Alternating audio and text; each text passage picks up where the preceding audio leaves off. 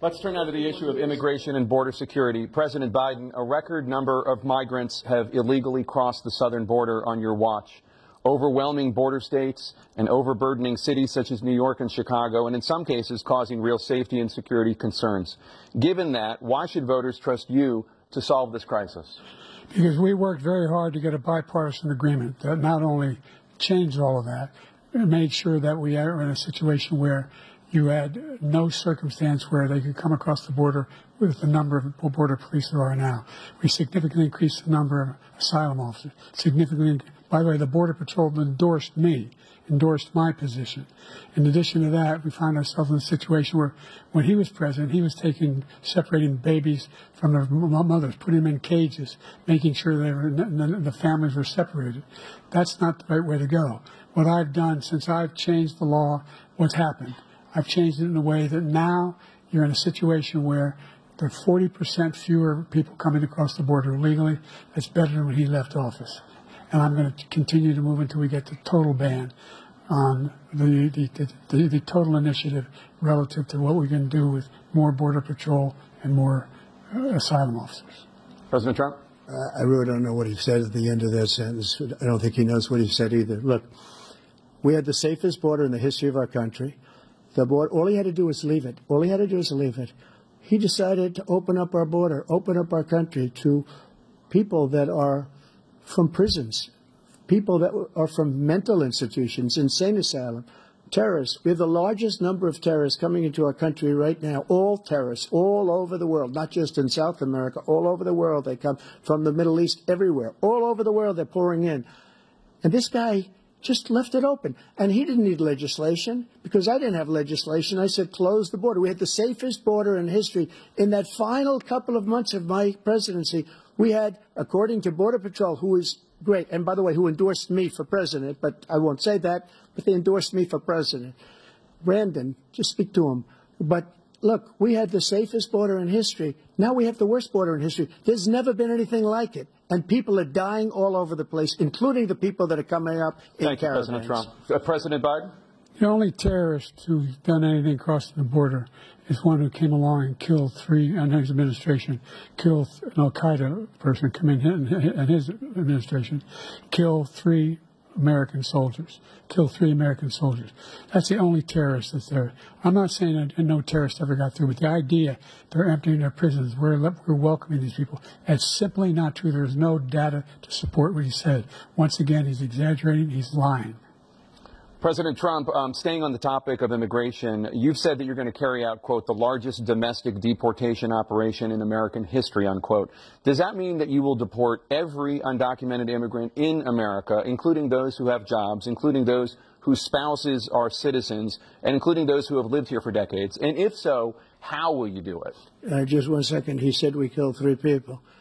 The people we killed are al-Baghdadi and Soleimani, the two greatest terrorists, biggest terrorists anywhere in the world, and it had a huge impact on everything, not just border, on everything.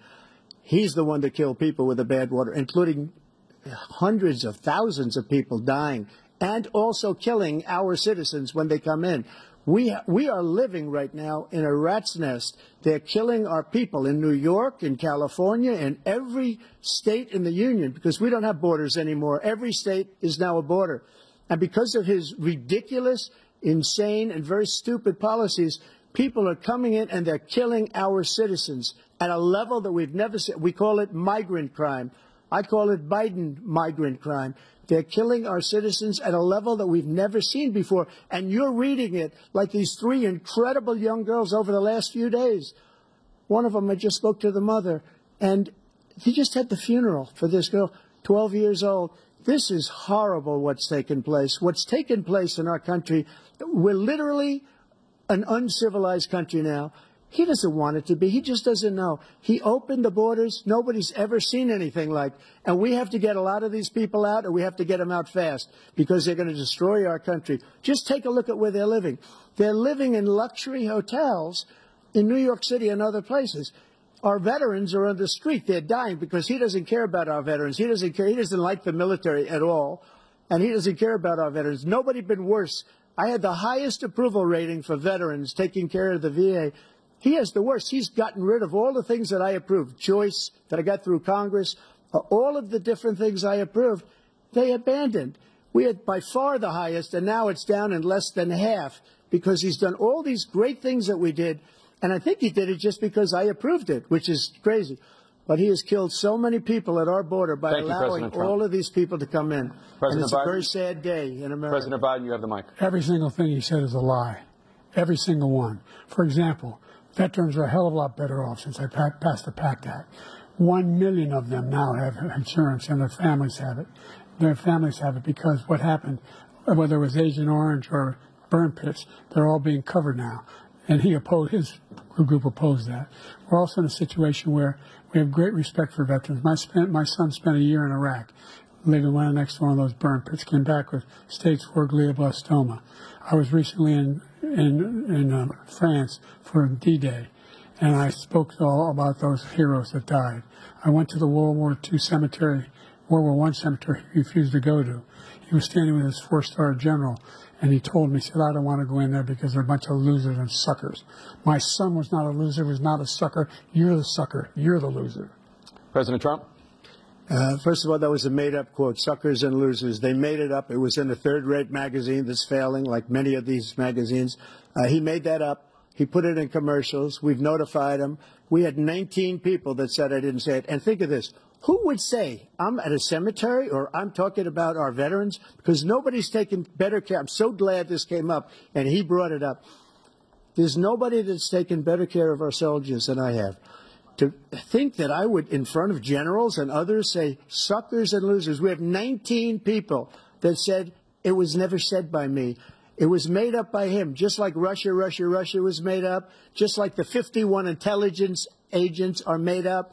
Just like the new thing with the 16 economists are talking, it's the same thing. 51 intelligence agents said that the laptop was Russia disinformation. It wasn't. That came from his son, Hunter. It wasn't Russia disinformation. He made up the suckers and losers, so he should apologize to me right now. The 4-star general standing to your side who was on your staff who said you said it, period. That's number one. And number two, the idea that I have to apologize to you for anything along the line. We've done more for veterans than any president has in American history. And they now are in their family. The only sacred obligation we have as a country is to care for our veterans when they come home and their families and equip them when they go to war. That's what we're doing. That's what the VA is doing now. They're doing more for veterans than ever before in our history. All right. Thank you so much. Let's move to the topic of foreign policy. I want to begin with Russia's war against Ukraine, which is now in its 3rd year. Former President Trump, Russian President Vladimir Putin says he'll only end this war if Russia keeps the Ukrainian territory it has already claimed and Ukraine abandons its bid to join NATO. Are Putin's terms acceptable to you? First of all, our veterans and our soldiers can't stand this guy. They can't stand him. They think he's the worst commander-in-chief, if that's what you call him, that we've ever had. They can't stand him. So let's get that straight. And they like me more than just about any of them. And that's based on every single bit of information. As far as Russia and Ukraine, if we had a real president, the president that knew, that was respected by Putin, he would have never invaded Ukraine. A lot of people are dead right now, much more than people know. You know, they talk about numbers. You can double those numbers, maybe triple those numbers. He did nothing to stop it. In fact, I think he encouraged Russia from going in. I'll tell you what happened. He was so bad with Afghanistan. It was such a horrible embarrassment, most embarrassing moment in the history of our country, that when Putin watched that and he saw the incompetence, that he should have fired those generals, like I fired the one that you mentioned, and so he's got no love lost. But he should have fired those generals. No general got fired for the most embarrassing moment in the history of our country, Afghanistan, where we left billions of dollars of equipment behind. We lost 13 beautiful soldiers, and 38 soldiers were obliterated. And by the way, we left people behind, too. We left American citizens behind. When Putin saw that, he said, you know what? I think we're going to go in and maybe take this was his dream. I talked to him about it, his dream. The difference is he never would have invaded Ukraine. Never. Just like Israel would have never been invaded in a million years by Hamas. You know why? because Iran was broke with me. I wouldn't let anybody do business with them. They ran out of money. They were broke. They had no money for Hamas. They had no money for anything, no money for terror. That's why you had no terror at all during my administration. This place, the whole world is blowing up under him. President Biden? I've never heard so much malarkey in my whole life. Look, the fact of the matter is that we're in a situation where, let's take the last point first. Iran attacked American troops, caused brain damage for a number of these troops, and he did nothing about it. Recently, not when he was president. They attacked. He said they're just having headaches. That's all it is. He didn't do a thing when the attack took place, number one. Number two, we got over 100,000 Americans and others out of Afghanistan during that airlift. Number three, we found ourselves in a situation where, if you take a look at what Trump did in Ukraine, this guy told Trump, do whatever you want, do whatever you want. And that's exactly what Trump did to Putin, encourage him, do whatever you want. And he went in. And listen to what he said when he went in. He was going to take Kyiv in 5 days, remember? Because it's part of the old Soviet Union. That's what he wanted to reestablish, Kyiv. And he, in fact, didn't do it at all. He wasn't able to get it done. And they've lost thousands and thousands of troops, 500,000 troops. President Trump, I never come back said to you that. for 1 minute. I just want to go back to my original question, which is, are Putin's terms acceptable to you? Keeping the territory in Ukraine? Acceptable. No, they're not acceptable. But look, this is a war that never should have started. If we had a leader in this war, he led everybody along.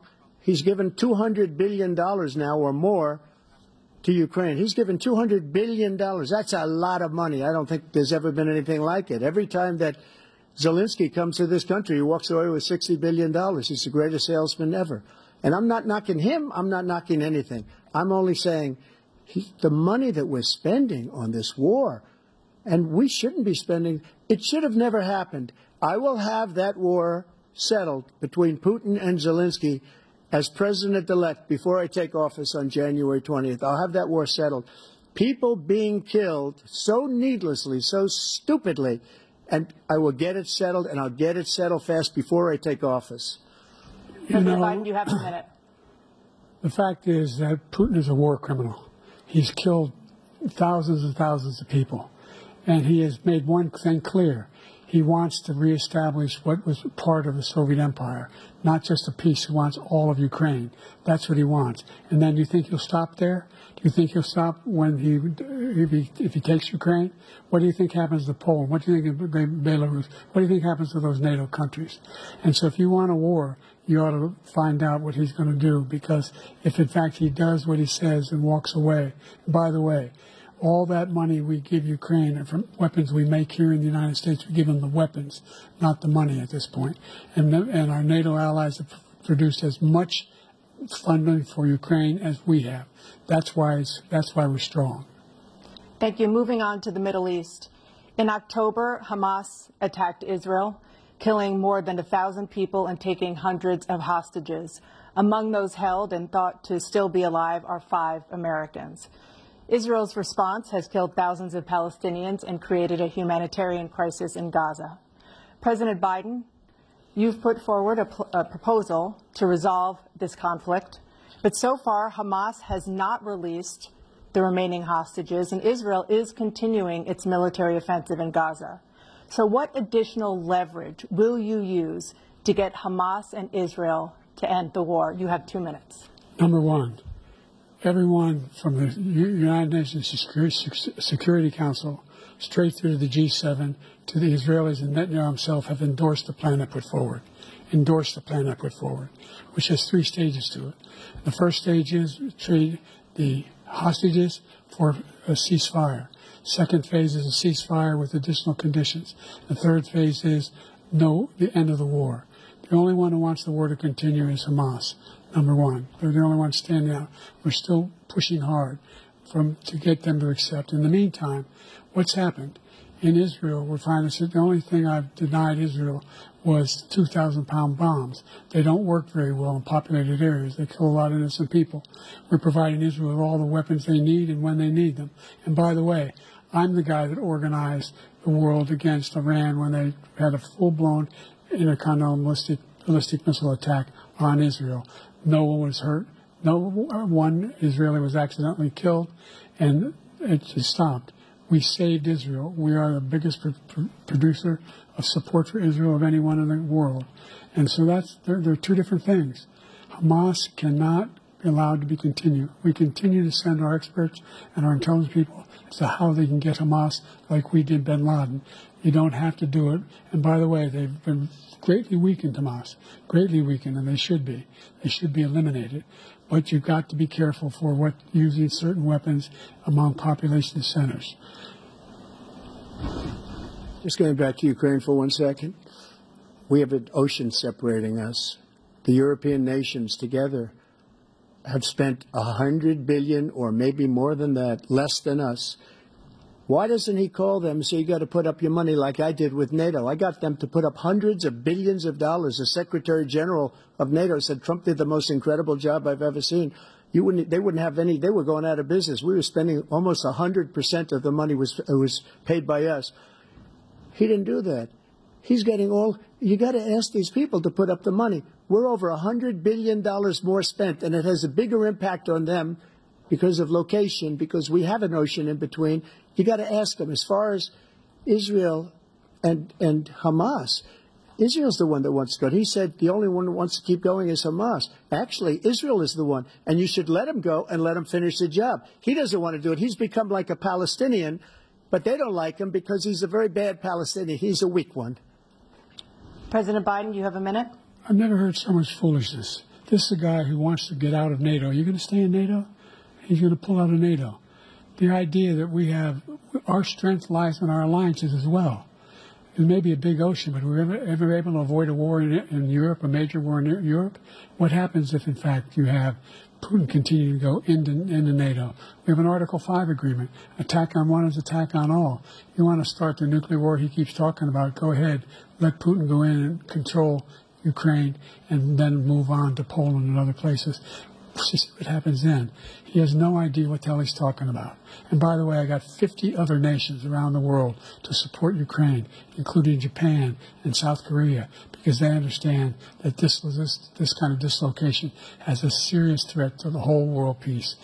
No major war in Europe has ever been able to be contained just to Europe.